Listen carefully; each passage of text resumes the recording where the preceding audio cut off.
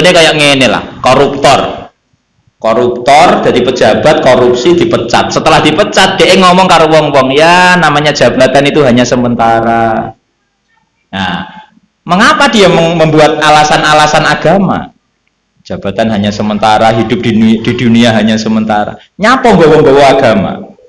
Tadi pas korupsi kok nggak nggawa-nggawa agama? Lah itu namanya afatuk minu nabi ba'dil kitab watak furu nabi ba'din. Nah ini kata Pak contohnya. Banyak jamaah nang masjid, tonggone sing ora jamaah dibenci. Nah, ya repot. Jadi kita membenci itu kan nggak boleh dalam agama. Nabi itu tidak pernah membenci orang, tapi dia benci orang tapi mengatasnamakan jamaah. Kae lho, tonggo ora tahu jamaah, kurang ajar. Nah, tapi dia benci. Lah bencinya itu bukan ajaran Islam. Jamaahnya oke lah ajaran Islam jamaah. Tapi terus jangan membawa-bawa jamaah untuk membenci orang. Wah nih, contohnya banyak. Kayak dulu Sunan Kalijogo.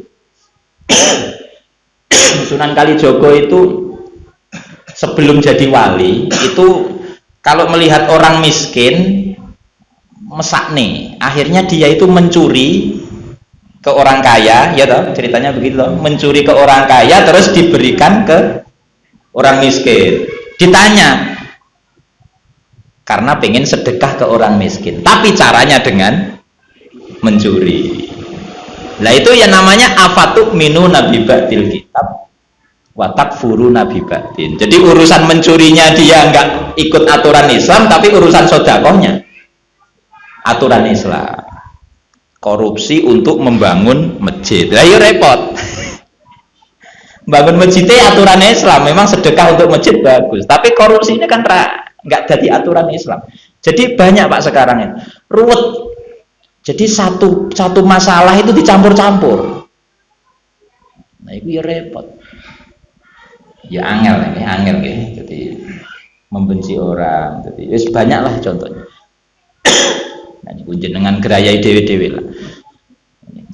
Jadi jangan-jangan kita termasuk itu. Kalau konco kuwi sing ndablek iku dijak nang Gang Doli. Kalau orang Jawa Timur mesti paham dengan Gang Doli. Gang Doli itu tempat sak desa, sak dusun apa sak desa, Pak. Isine wong PSK kabeh. Itu kalau sore nganter anaknya ke TPQ, Pak, ke TPA. Maka setelah anaknya ditaruh TPA, TPQ balik yo besang mana? Pasang tarif. Kalau ditanya, ya demi nafkah anak. Karena anaknya ya sekolah ya di TPQ kan, demi nafkah anak. Tapi caranya pakai jual diri, menjual apa jemblem. Lah afatuk minu nabi ba'dil kitab wa takfuru nabi ba'din. Urusan nafkah oke lah, memang itu kewajiban. Aturan Islam memang mewajibkan kita menafkahi keluarga. Tapi kalau urusan menjual dirinya kan bukan aturan Islam. Apa kok dicampur-campur? Jadi nggak boleh. Jadi PSK tujuannya cari nafkah. Ya sama seperti korupsi tujuannya nafkah. Ya nafkahnya wajib, tapi korupsinya jangan dibawa-bawa ke ranah nafkah. Ya pokoknya banyak lah contohnya. Wes jenengan gerayai dewe-dewe. Nah ini sama seperti Bani Quraidah ya ngono. Bani Quraidah harus Bani Nadir ini sama. Urusan nebus mengatasnamakan agama, tapi urusan perang yo iku urusannya karo bolo, karena boloku diperangi aku yo melok belo. Lah nyapa kok gak gawa agama urusan perang yo beda iki. Nah, jadi begitu. Banyaklah contohnya. Jadi kayak pernah ada satu kiai saya itu seminar di Jakarta.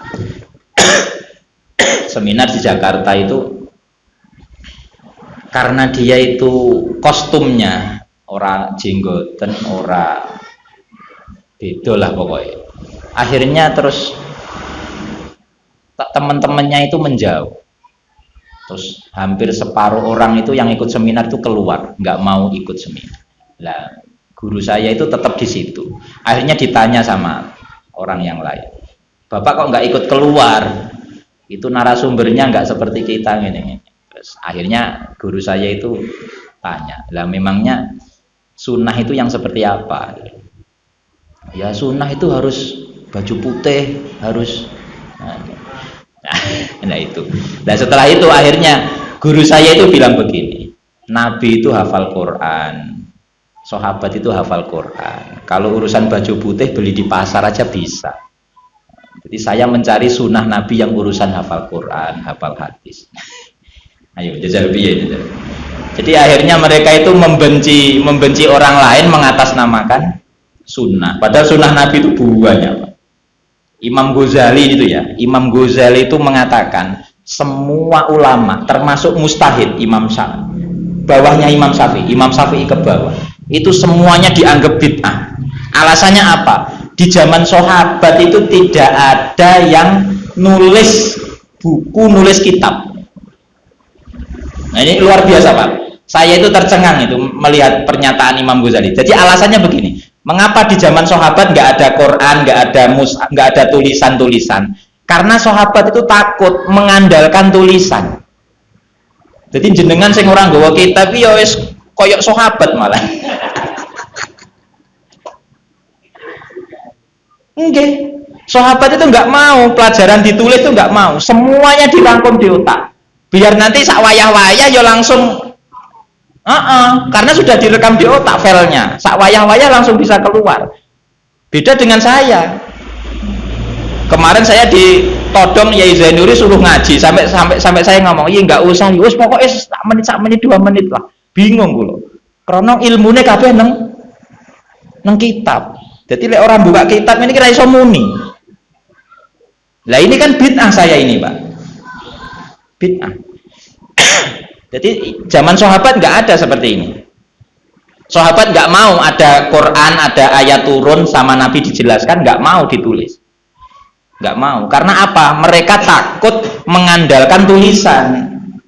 Dan kalau tulisannya ditinggal nang omah hilang, nang dalan ilmune ngawur nih, perbuatannya ngawur lagi. Lah itu saja sama Imam Ghazali. Lah arepe tuduhan bid'ah-bid'ahan, kuwi ki awake dhewe wis bid'ah kabeh. Ya kan faktanya begitu kan, nggak ada zaman sahabat mushaf itu nggak ada. Baru di zaman Utsman, Abu Bakar ada usulan Sayyidina Umar, terus piye yo pora akhirnya baru diresmikan di masa Sayyidina Utsman. Jadi akhirnya dijuluki mushaf Utsman.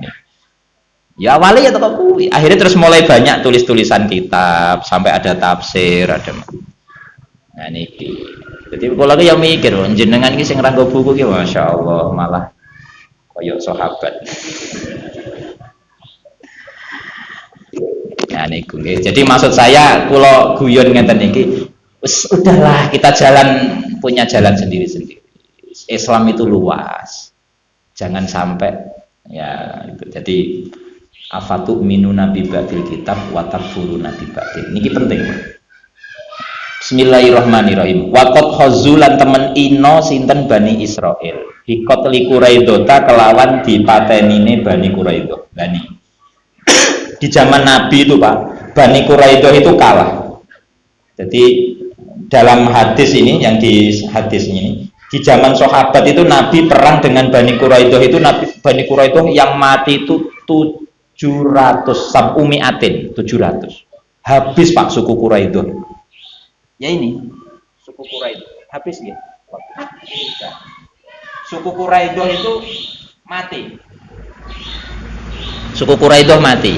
Yaitu gara-gara disuruh Islam nggak mau, akhirnya sama Allah dihinakan.